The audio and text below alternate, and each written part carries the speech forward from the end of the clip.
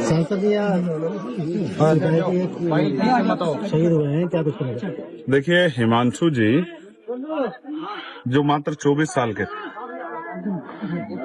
BSF के जवान थे,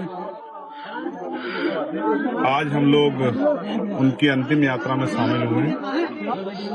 ऑन ड्यूटी वो देश सेवा में उन्होंने अपने प्राणों को बलिदान दिया। हम उनके इस बलिदान को नमन करते हैं। और जो परिवार है, जब एक जवान जाता है उसके परिवार पे क्या बीतती है। हालांकि गर्व का पल भी होता है, क्योंकि बलिदान का हमेशा देश में सम्मान होता है, लेकिन एक तकलीफ भी होती है। जिनका 24 साल का बेटा जाता है, उनके परिवार को बहुत तकलीफ है। और ऐसे समय मैं और हमारा पूरा क्षेत्र, इस क्षेत्र के लोग, यहाँ के तमाम सम्मानित लोग उस परिवार के साथ खड़े। हमारी आदरांजलि भाई हिमांशु जी को और उनके परिवारों को कुदरती दुख सहने की शक्ति दे। प्रस्ताव रखा गया है, क्या क्या मांगे दी गई? जगत गुरु सतगुरु रविदास जी महाराज उनको इतनी हिम्मत दें कि वो दुख को सह सके। परिवार की इच्छा थी, परिवार की और कोई इच्छा नहीं थी, सिर्फ एक इच्छा थी कि उस बेटे को सम्मान मिलना चाहिए। गांव के लोगों ने उस सम्मान को, उस दर्द को समझा, क्योंकि ये एक परिवार का बेटा नहीं, पूरे क्षेत्र का बेटा है, देश का बेटा है। तो प्रस्ताव हो गया। एक शानदार स्मारक जो है भाई हिमांशु जी की याद में हम लोग यहाँ बनवाएंगे।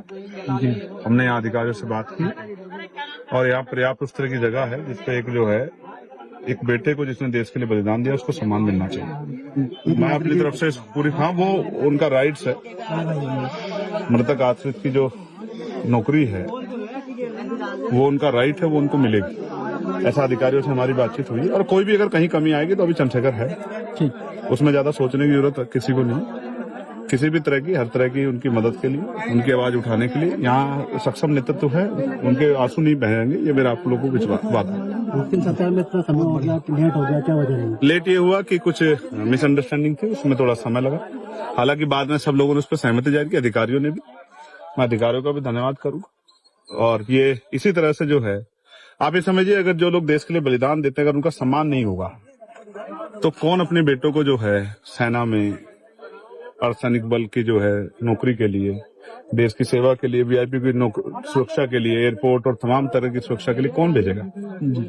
तो हमें समझना पड़ेगा कि बलिदान का सम्मान होना चाहिए। और ये किसी जाति के मोहताज नहीं, किसी धर्म के नहीं। जाति धर्म से ऊपर उठ जाता जब आदमी जो है देश के लिए नौकरी करता है, देश की सेवा के लिए बलिदान देने के लिए घर से निकलता है। और मैं इस परिवार को भी, उसकी हिम्मत को, इस परिवार की मैं बधाई देता हूँ। इस परिवार की हिम्मत को भी मैं बधाई देता हूँ और इस क्षेत्र के जिम्मेदार लोगों को भी बधाई देता हूँ कि उन्होंने इस शौर्य को जिस तरह से जो है अपने दिल में जगह दी है। और ये हिमांशु जी अब अमर हो गए। जब तक इतिहास रहेगा इस गांव का, इस क्षेत्र का, हिमांशु जी हमारे दिलों में जिंदा रहेंगे।